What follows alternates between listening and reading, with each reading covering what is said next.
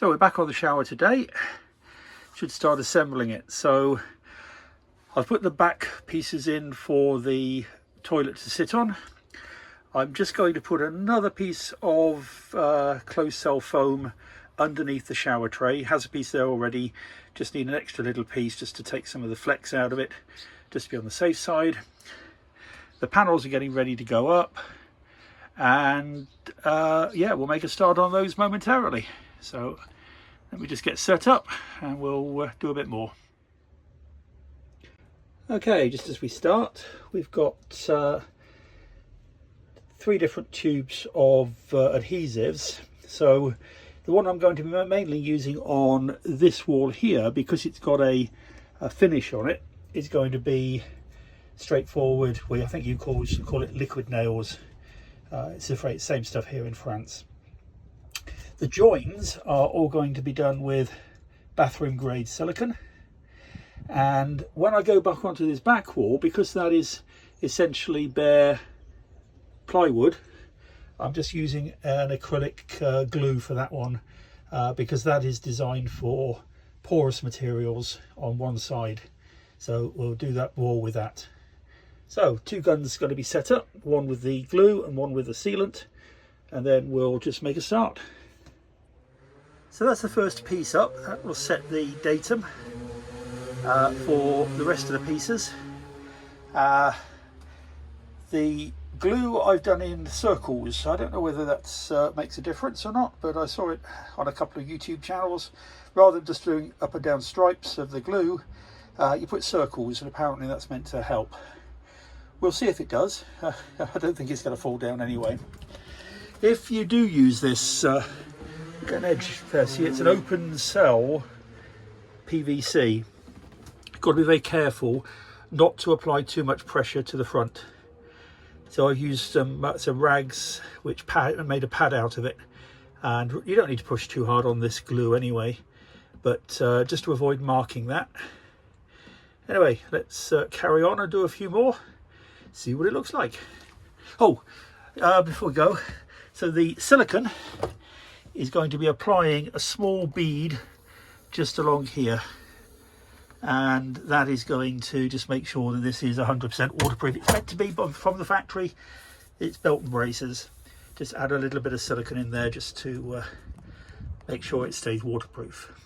I'll talk about the doorway later when we come onto that side, because we're going to have to we're going to have to plan a little bit, because as I referred to back in a previous video, positioning of this door is slightly out of alignment with the toilet, but it won't matter because the plastic panels are going to cover it, but the cutout is going to have to be slightly different from what it would normally be. We'll talk about that when we get to it. Right, let's crack on. Just in case you were wondering what I was talking about with putting the circles up, there's just a picture of what it's looking like. Well, you may remember from a earlier video that I said we were going to put 4 pieces of 37.5 up, and it would just be exactly the right height. And I miscalculated again, didn't I? Because I forgot that this isn't actually sitting on the floor. This is sitting on the spaces for the toilet. As a consequence to that, they're too big. But I didn't want to cut these longitudinally across the way. I'd had a go at it, and it's okay. It fits. It cuts as easily as it does the other way.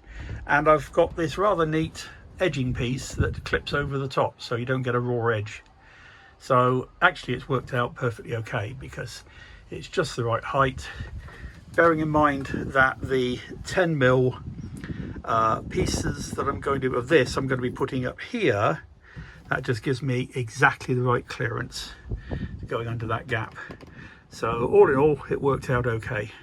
So let me just get this last piece up, and then we can make a start on the back wall. Well, somebody could have told me I've got to put a 10mm gap at the back there. Well, I completely forgot about that. This is getting complicated. Fortunately, even with that really strong glue, the panels do slide very slightly until they set, I guess, until the glue dries. Well, fortunately I was able to put my 10mm spacer all the way up the wall, so I've now got enough space for the back wall to slide in. Oh well, we live and learn. All right, let's get that back wall sorted. Okay, so getting on.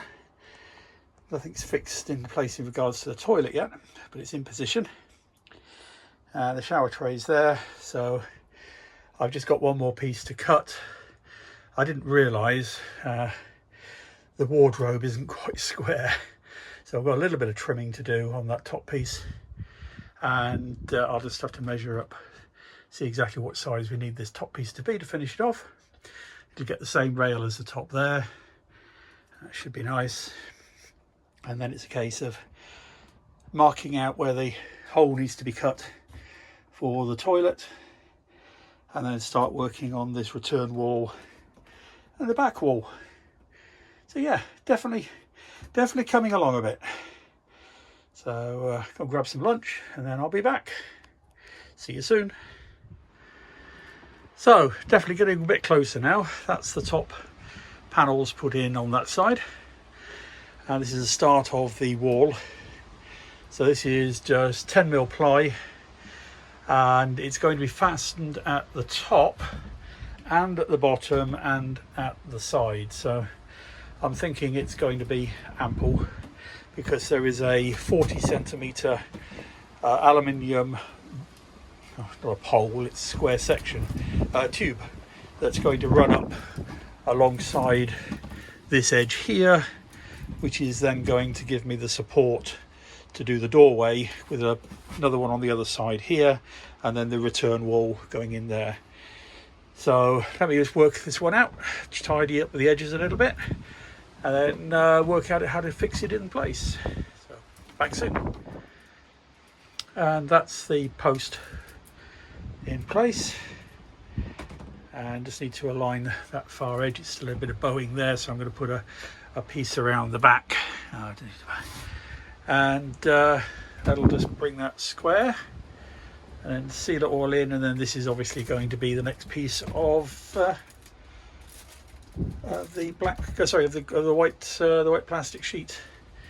Finish that off nicely, and then we can worry about the return wall coming in here. So in fact, I'm just about to go and cut the piece that is going to butt on to this edge here, so I'll measure that up and get that done.